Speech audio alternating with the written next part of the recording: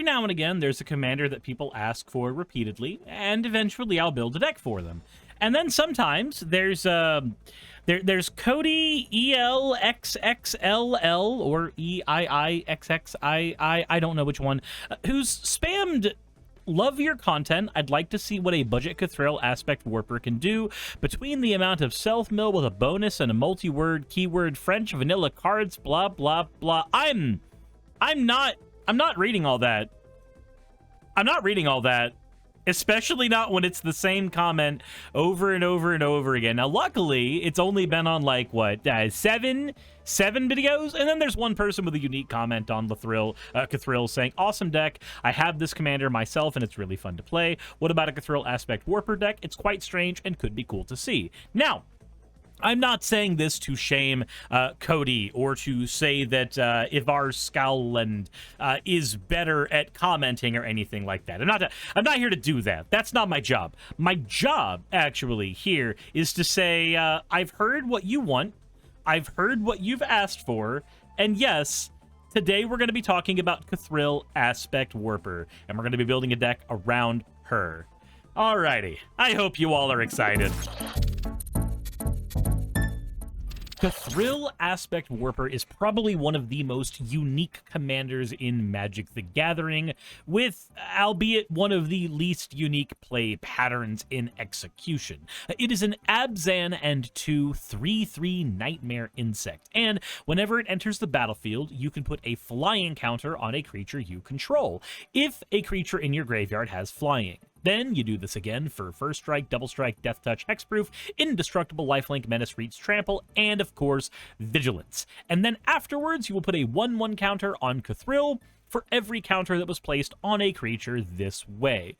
Now, Kathril is one of my favorite commanders in concept. I built a Kathril deck like 3 years ago, and I had a blast with her for about 2 games. And then I took her apart because she is just too strong, too fast, and way, way, way too simple. But I will go ahead and build a $15 version of that deck that I used to play years ago to show you kind of what she does and why she does the things she does, as well as she does them.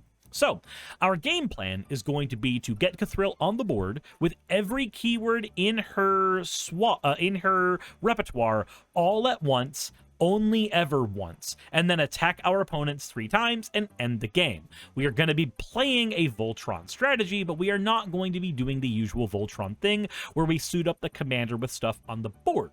We are instead going to be suiting up the commander with stuff from the graveyard. So, let's go ahead and get into each of the cards in this deck and show you why she's going to be doing what she's doing. The most important part of a Kathril deck is your ability to mill yourself and get your graveyard filled with lots and lots of creatures. So we have 7 ways to do that in the main deck. Let's begin with Satyr Wayfinder. When this touches the board, look at the top 4 cards of your library, put a land from among them into your hand, throw the rest in your graveyard.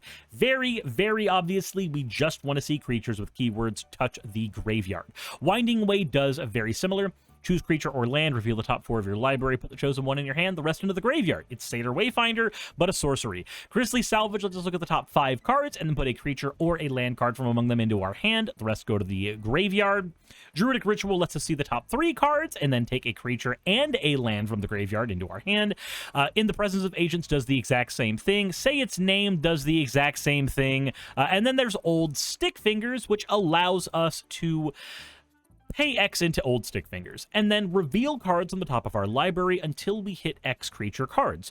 All those creature cards go into the graveyard, and then Old Stick Fingers has power and toughness equal to the number of creatures in our graveyard. Now, this is probably our most powerful mill, but our most problematic mill because we have to have lots and lots of ramp to make him work. But we also want to make sure that we are not just trying to mill stuff into our graveyard to get what Kathril wants. We are also going to tutor a couple cards to grave. Vile Entomber has the Death Touch keyword already and can throw 1 creature from our graveyard from our deck into the graveyard. Buried Alive can throw 3 creatures from our deck into the graveyard, and I'll show you how you're going to use this to turn Kathril into a one-shotting card. And this is because we have a lot of keywords to get into that we are going to be using to make this deck function. So let's start off with the ones that will protect our commander, and then I'll use this to show you why Buried Alive is going to be so strong in this deck.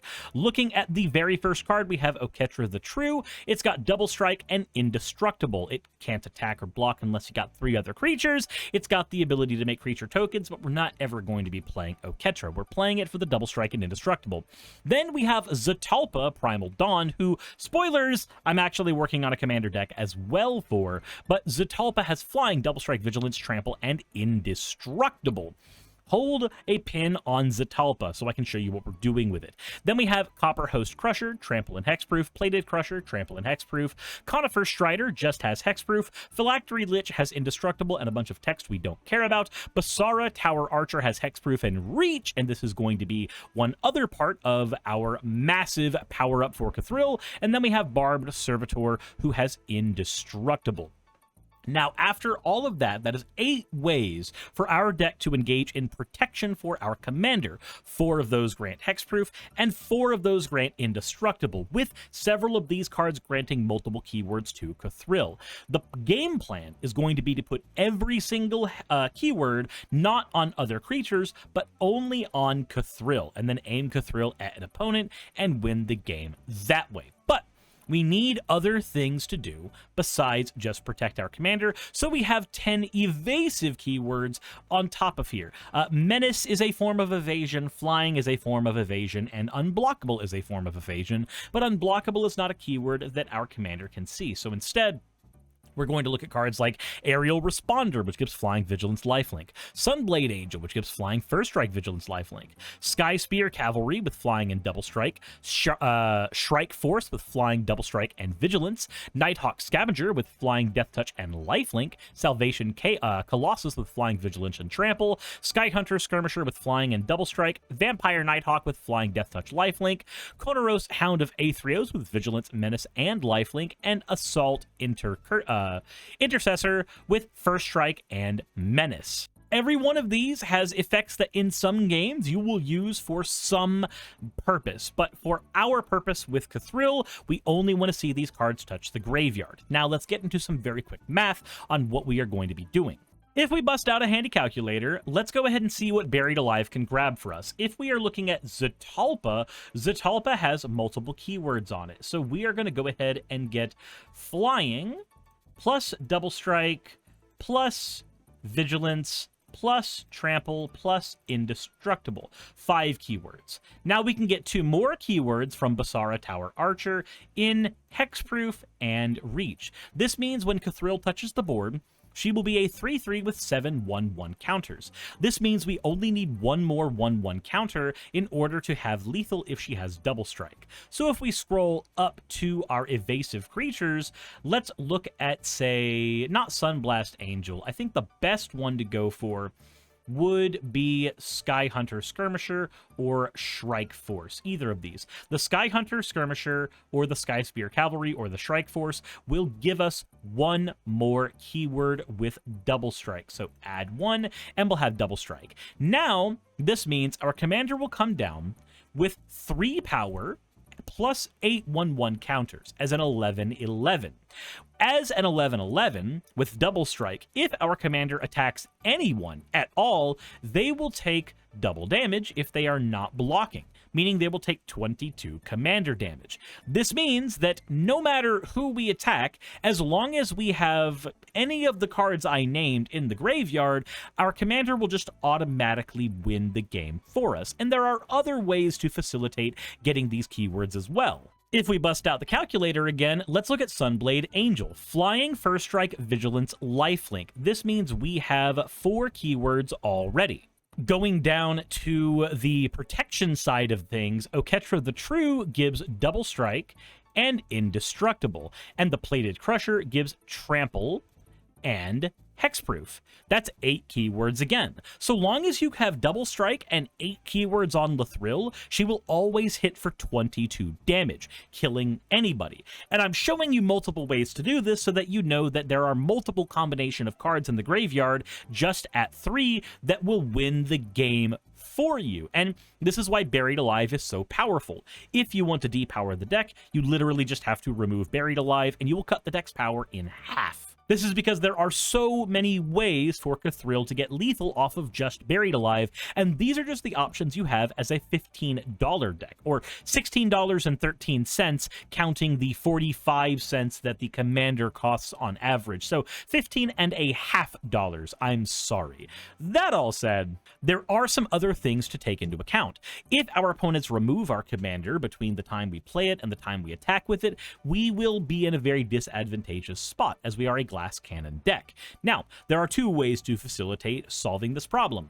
Way 1 is very obvious. We just have an indestructible hexproof commander. So how are our opponents going to deal with that? It's very hard to deal with those 2 keywords in combination if we have one more creature on the board protecting us from Fleshbag Marauder and other edict effects. But if you are at a playgroup that needs you to end the game fast enough after you get this combo out, then we are going to be using 4 different ways at 1 mana to give our commander haste. This way, all we need is 6 mana to win the game. Chariot of Victory gives First Strike, Trample, and Haste for 1 mana, as long as we have already paid the 3 to drop it on the board. Ring of Valkast gives haste and an ability we'll never get because our commander isn't red for 1 mana. Haunted Cloak gives Vigilance, Trample, and Haste for 1 mana, and Strider Harness gives 1/1 and haste on its own, meaning we can actually nix a single keyword if Strider Harness is the card we happen to have at the time. Now, do bear in mind with any of these, Kathril will not see these keywords as ways to give her 1/1 counters to anything, which I don't think most people would forget, but there are some people who may have trouble parsing her effect, so I wanted to go ahead and get that out of the way right now. There is one other important card in the deck, though, that I want to show you that does some really nutty things with our commander, and that is the Winding Constrictor. It says if 1 or more counters would be put on an artifact or creature, put that many plus 1 of those kinds of counters on that permanent instead. And if you would get 1 or more counters, put that many plus 1 instead. Now, while this does make it very easy for us to die to infect decks, it does have a secondary benefit. The Winding Constrictor sees every single keyword that Kathril would put on a card, and Kathril doesn't add 1/1 counters for every keyword she gives. She adds 1/1 counters for every keyword counter she gives. This means that she will get double plus 1 the amount of counters that she throws out. So let's say that there are 8 keywords in the graveyard, then Winding Constrictor will double those 8 keywords into 16 keyword counters. Kathril will see that and will generate 16 1/1 counters on herself, plus 1 more 1/1 counter because our Constrictor sees 1/1 counters being placed. This means Kathril will then get 17 power and toughness, becoming a 20/20 commander in her own right. Even missing Double Strike as a 20/20 commander with just something like Strider Harness, she now does lethal damage even without the Double Strike keyword. So there are plenty of ways to facilitate making sure that Kathril is going to hit that one-shot 21 damage, even if we don't have access to the Double Strike keyword, strangely enough. But with all that said, we do need ways to get to our cards, and while our deck does have a 9-card pseudo-draw engine with its self-mill and tutor abilities, we do need an actual draw engine to back things up, so let's talk about that. Now, for draw, we really could use anything we want here, but we want specifically draw discard, so that any cards that are in our hand are not clogging up keywords we otherwise need in the graveyard. But let's begin with the basic Harmonize. 4 mana, draw 3 cards. This is a fantastic card for budget players as it lets you dig through your deck at a very reasonable rate. Stargaze lets us look at twice X cards from the top of our library, put X cards from among them into our hand and the rest into the graveyard, and then we lose X life. This new card from Bloomburrow allows us to dig super deep into our deck to find everything that Kathril wants, and then put whatever we need in our hand. Removal pieces, board wipes, stuff like that can then go into our hand, while gas goes right into the graveyard. Abzan Charm can be a removal piece that also lets us draw 2 cards and lose 2 life, or can give 2 1/1 counters to Kathril so that she can lethal an opponent if she is missing a couple keywords. Faden's Seer allows us to loot effectively, but it's green loot, so it's kind of weird. It lets us tap, draw a card, and reveal it. If it isn't a land, we then discard it. Given that most of the cards in our deck, a third of them, are creatures that we only want to see touch the graveyard, Faden's Seer has a very high chance of seeing a card that we just want to throw away. 1/3 of the time it'll be a land, 1/3 of the time it'll be a creature, and in both those scenarios we're happy. Then there's 1/3 of the time where it's going to hit an artifact or an enchantment or a removal piece we didn't want to lose, and in that case we'll be sad, but honestly, I think that the numbers are in our favor for this card. Collector's Vault allows us to pay 2, draw a card, and discard a card, and then make a treasure token, which is important because we have a high mana costing commander. Motsulani the Great Door is one of the best looting cards in Magic the Gathering now. Pay 3 mana, drop it on the board, draw a card, discard a card, and do that every single turn. We can also pay 4 to transform it into the core, which gives us a lot of mana for all the permanents in our graveyard. This is fantastic payoff if late into the game our commander has been killed enough times that we cannot afford paying for it. Sign in Blood is nice 2 mana, draw 2, and lose 2 life, and Tarian's Journal allows us to sack a creature to draw a card, and we can also discard it to reanimate creatures from the graveyard if that is a thing you end up needing in a game. Sacking a creature to draw a card may not seem that important, but let's say you have a card like Nighthawk Scavenger on the board, and you're using it to stop a dragon player from doing their thing to you. And then, suddenly, you have enough keywords in the grave to win with Kathril, but you just need that flying, that death touch, or that lifelink to get her online. Sack it with the Tarian's Journal, and now you've not only replaced the card in your hand by drawing deeper, but you've also put the keywords you needed into the graveyard, so you are free to go forward with the rest of your deck's strategy. All things considered, this is a small draw engine to supplement the self-mill engine, but it should be enough to let you dig through the deck at not hyper speed, but certainly enough to get to our removal pieces to prevent our opponents from winning the game. That's a clever segue to talk about the removal pieces that will stop our opponents from winning the game. I've included a 10-card removal package here, but I've tried to make sure that all the removal is either hypermodal or benefits our deck in some supplementary way. So let's begin with the strategy I just talked about, sacking our own cards so that we get keywords in the graveyard. A Cursed Marauder and Plaguecrafter can do that. They can get rid of other opponents' hexproof and indestructible commanders, but also importantly can get our important game pieces in the graveyard where Kathril can see them. Mythos of Nethroi can get rid of any non-land permanent if we use Abzan mana to play it. D-Spark can get rid of any non-land permanent with Exile as long as its mana value is 2 or greater. Putrefy and Mortify can both kill a creature or an artifact or an enchantment depending on which one you have. Acidic Slime gives our commander Death Touch if it's in the graveyard, and it can blow up any artifact, enchantment, or land, letting us survive cards like Glacial Chasm, which would otherwise prevent our deck from functioning. Binding the Old Gods can destroy any non-land permanent and also gives us a forest later on in the game. Death Sprout gives us a land immediately and also can blow up a target creature. And Rankle, Master of Pranks, gives us another discard outlet, another draw outlet, and the ability to force every player to sack a creature, which, as I've mentioned, is a very important thing for our deck to have access to if we get stuck with creatures on the board that we do not want.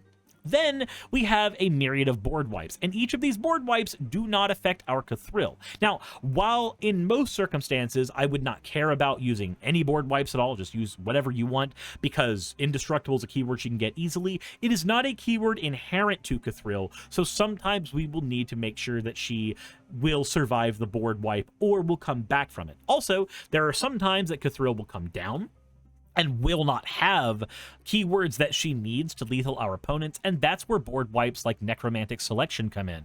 If we can get Kathril up to a reasonable amount early, and then use Necromantic Selection when we have all the keywords we need in the graveyard, this will blow up all creatures, and then return Kathril back to our board, letting us reuse her ability to get new keywords on herself. While we can, again, use any board wipes we want with the assumption that Kathril will always be as powerful as she possibly can be, we need to play like a budget player. Budget players are always playing on the back foot. If you don't have a lot of money for the most fast, expensive cards in Magic, you always need to be playing as if you are not ahead in the game. So cards like Necromantic Selection allow you to make up for that. It can also steal opponents' commanders if you need that advantage too. Cataclysmic Gearhulk allows you to pick one card of every permanent type and keep that, while also blowing up every other permanent type that is not a land. It gives the same choice to every opponent.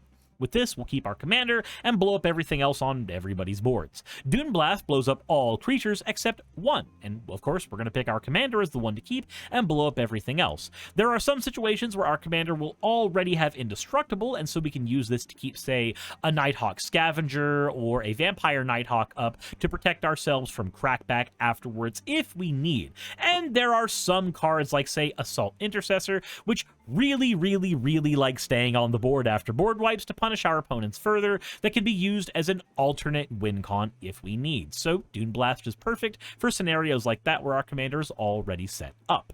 All in all, that should be plenty of removal pieces to keep our opponents from winning the game, but we do need to ramp into our somewhat high-costed commander and all of our deck's pieces. So let's talk about mana next.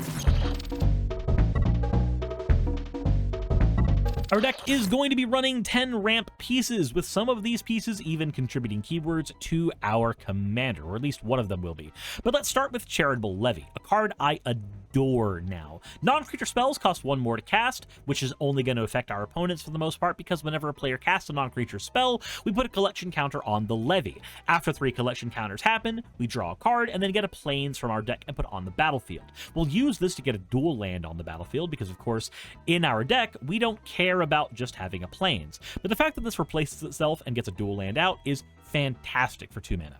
Dawntreader Elk and Font of Fertility and Wayfarer's Bauble are all the same card. They come onto the board, sack themselves to get a land from our deck onto the battlefield. Leyline Prowler has Death Touch and Lifelink, providing 2 important keywords to our commander, while also being a mana dork in its own right, adding 1 mana of any color. Ornithopter of Paradise similarly has the flying keyword and can add a mana of any color for us. Rampant Growth can grab any basic land from our deck and put it on the battlefield. Search for Tomorrow does the same, but puts it on the battlefield untapped, unlike Rampant Growth, and can be played on turn 1 by paying 1 mana. Wood Elves grabs any forest from the deck, again allowing us to hit any of our important dual or tri lands, and Honored Heirloom grabs any mana of any color that we need and can be used to exile a card from a graveyard if our opponents are playing graveyard strategies as well. That all said, we do need to move into the mana section, and because we are running an Abzan mana base, there are some very important cards to take note of. We'll get the easy ones out of the way. Due to our deck's mana spread, we are running 4 swamps, 3 plains, and 6 forests, because each and every one of these are the basic lands of the deck. We are leaning heavier into green so that we can use our ramp spells early, and so much of our self-mill is green and black based, and we need that more than anything. Into the dual lands, we actually have a very good selection of duals at this price point, and I'm very happy about that, I'm not gonna lie. Shine, Shadow, Snarl, Necro Blossom, Snarl, and of course Fortified Village are the deck's reveal lands, and reveal lands are again great for budget players. They cost like 10 cents each and give us the deck's colors as long as we reveal a land of the same type from our hand. Then we have Selesnya Sanctuary as a single bouncing land we can use to reuse any of our important game pieces, like Pit of Offerings later. Canopy, Vista, Haunted Mire, and Snowfield Sinkhold are our searchable lands, and Canopy Vista is the only one that can come into play untapped, because it is a Tango land. Haunted Mire and Snowfield Sinkhold cannot come into play untapped, but they are a Plains Swamp and a Swamp Forest respectively, allowing cards like Wood Elves and Charitable Levy to grab them out of the deck. Then we have the filter lands of Viridescent Bog and Sungrass Prairie. I'd like to put Desolate Mire in here as well, but unfortunately the card is like $1 or $2 now, because Wizards of the Coast is not reprinting that card yet. They're not making enough Orzhov decks, so make more decks with Orzhov mana so we can get more Desolate Mires. Then we're gonna talk about the fetching lands in this deck, and this is where the most important one comes into play. This is Corrosion Verge. Corrosion Verge enters the battlefield tapped, and we can use it to get colorless mana. But We can crack it for 2 mana to get any 2 lands out of the deck that are a forest or a plains. Most new players will look at this and get 2 basic lands out of the deck, but for us, we're going to be getting Murmuring Bosk out of the deck and maybe a Snowfield Sinkhold or a Canopy Vista out of the deck. Or, you know, anything we need, but most of the time it's just going to be that Snowfield Sinkhold and that Murmuring Bosk, because they're going to be forced to come into play tapped anyway.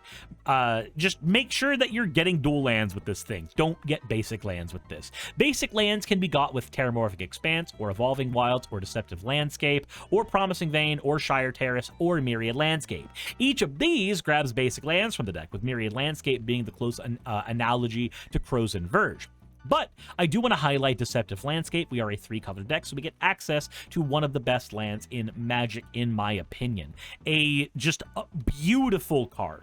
3 mana in Abzan colors to cycle its draw card, or it's colorless mana at the same rate as a basic land, or it's an Evolving Wilds. This is one of the best fetching lands in the game, as far as I'm concerned. The only thing better than this is a true fetch, but it beats out cards like Terramorphic Expanse and Shire Terrace, and even some Triomes by putting the functionality of a Triome and a Shire Terrace Panorama style card and a Evolving Wild style card all together in one place. I adore the landscape cycle, but let's move on to the Omni lands in the deck. I've already talked about Murmuring Bosk, a pain land that has forest typing that we can get out of our deck with things like Wood Elves, and we can get out of our deck with things like Crows and Verge. Then we have Sandstep Citadel, which I'm not a big fan of usually, but in a tricolor deck, sometimes you do need that tapped land, but replace this with a real Triome the minute you get the chance.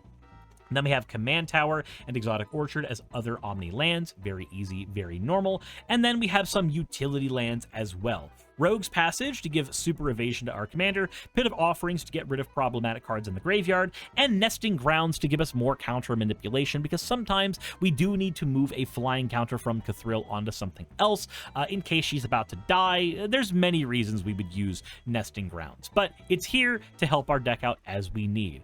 Now, with all that said, this is a very esoteric deck. It's sometimes hard to tell kind of what you're doing with it, so let's do some quick gameplay and talk about what Kathril does. Let's talk what makes a keepable hand in Kathril. You want ramp, because she's a big commander. You want the ability to dig into your deck and get more keywords into the graveyard. And really, draw is secondary, but you would like some form of draw. With our opening hand, we have all of our deck's colors with Snowfield Sinkhold, Necroblossom Snarl, and Exotic Orchard. We also have 2 forms of ramp with Wayfarer's Bauble and Rampant Growth. And we have Keranos, providing us 3 keywords already, with a Stargaze to dig and get more keywords. Honestly, this is a fantastic opening hand. Let's draw our first card, play the Necroblossom Snarl, show our opponent Snowfield Sinkhold, and drop the Wayfarer's Bauble on the board. Moving into turn 2, we've drawn a Swamp, which is perfect because we can go ahead and drop that Swamp on the board, tap 2, crack the Wayfarer's Bauble, and yank a Forest, probably a Plains. No, a Forest is what we want. A Forest out of the deck and move on. Next turn is up, and we have a couple of options. We can use the Druidic Ritual, and I want to say that's what we need to do. Yeah, we're going to do that. We're going to play the Snowfield Sinkhold, tap, and then we're going to pay 3 to play the Druidic Ritual, allowing us to mill 1, 2, 3 cards. Now, one of these is Aerial Responder, which gives us 3 of our important keywords, and we're going to take the plains out of these into our hand, putting these all into the graveyard. We are off to a great start. Moving into turn 4, we have a Strider Harness, which we can use to get haste. So let's go ahead and play the Forest, tap 2 for the Rampant Growth, and tap 1, 2, 3, and put the Strider Harness on the board. We've already got one important part of the deck strategy, and we just need to move on to the next parts. Moving into turn 5, and kind of a whiff drawing a land this late into the game, but we'll make it work. Let's go ahead and play an Exotic Orchard, and we don't have the keywords we need yet to supplement our commander, so we're going to pay 1, 2, 3, 4, 5, 6, 7, and we'll play Stargaze. X is going to be 5, so we'll look at the top 10 cards of our deck, and we'll be able to put 5 of those into our hand, and we'll be able to put 5 of them into the graveyard. 1, 2, 3, 4, 5, 6, 7, 8, 9, 10. So the 5 cards we want in our hand are going to be this Crows and Verge. Let's say we want this Tarian's Journal. We want the Winding Constrictor. We want the Haunted Cloak. and I think we probably want the Canopy Vista. Everything else can go to the grave. Notably, Zetalpa is making it into the grave along with Shrike Force, giving us even more keywords. We're on to a very good start, but we will lose a lot of life for that. But this is turn 5. We're in a very reasonable spot right now. Now we move on to turn 6, and we've drawn the Theta Seer. We don't necessarily need this right now, but we're going to play Canopy Vista. We're going to pay 2 and get the Winding Constrictor on the board. We are going to go ahead and pay 2 more and get Tarian's Journal on the board, and we'll pay 1, 2, 3 and get Kornos on the board. Let's tap the Tarian's Journal to throw Kornos in the graveyard and draw 1 card. And that last card is Font of Fertility, which we can then play to get lands on a subsequent turn. Now that we've done this, we actually have the ability to lethal a single player.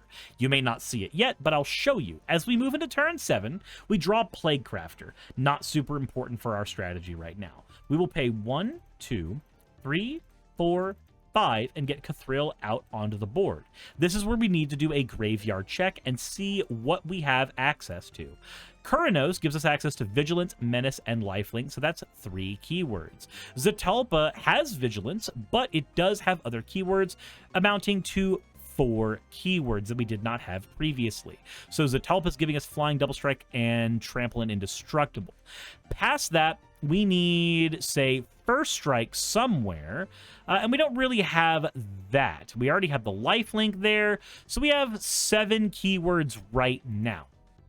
So Kathril will come out, giving itself Flying and Indestructible. We're missing Hexproof, but we have Flying and Indestructible, and that's 7 keywords, so it's going to gain 7 power.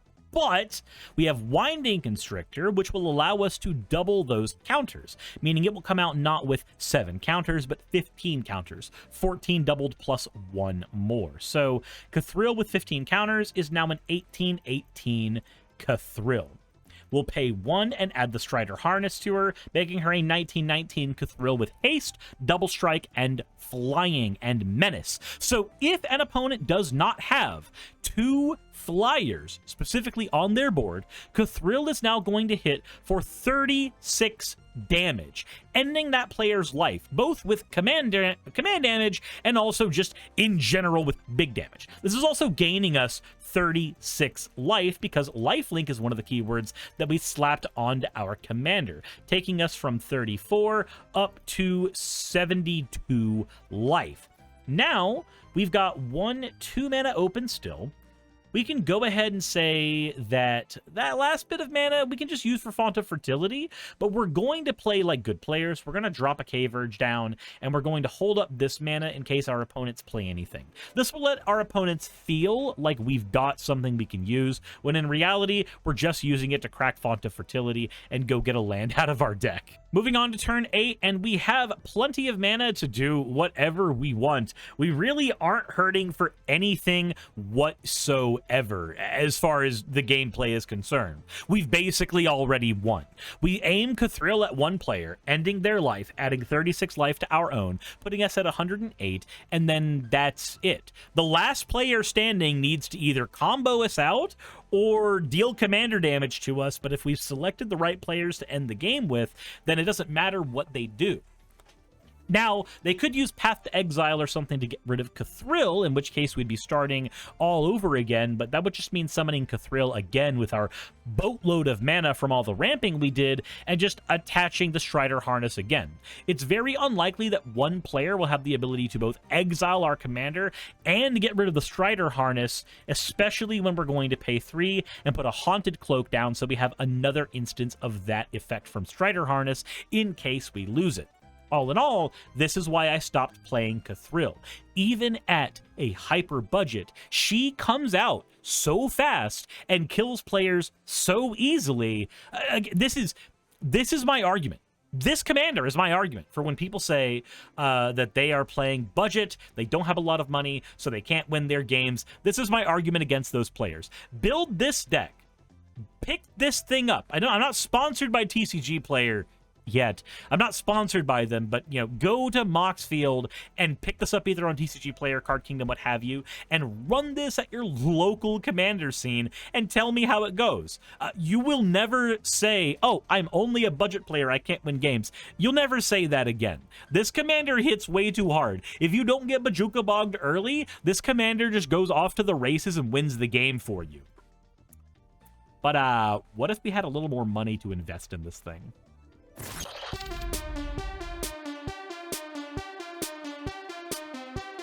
All right, let's go ahead and do the upgrades in order of least expensive to most expensive cards you could possibly choose to put in here. And let's begin with Cemetery Tampering. This Hideaway 5 card says at the beginning of your upkeep, mill 3 cards. If you got 20 more cards in your graveyard, play the exiled card without paying its mana cost. This can be used to play a variety of powerful cards from the deck, and the self-mill every turn is fantastic.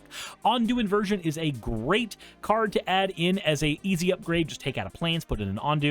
Blowing up all non-land permanents is a fantastic thing to do with an MDFC. Hagra Mauling is also an MDFC that allows you to blow up any creature. Jared's Orders allows you to search for 2 creature cards from your library, put one into your hand, one into your graveyard, put a utility creature into your hand, and then throw the other card away. Achroma Angel of Wrath has Flying, First Strike, Vigilance, Trample, Haste, Pro Red, Pro Black, and half those keywords Kathril can see.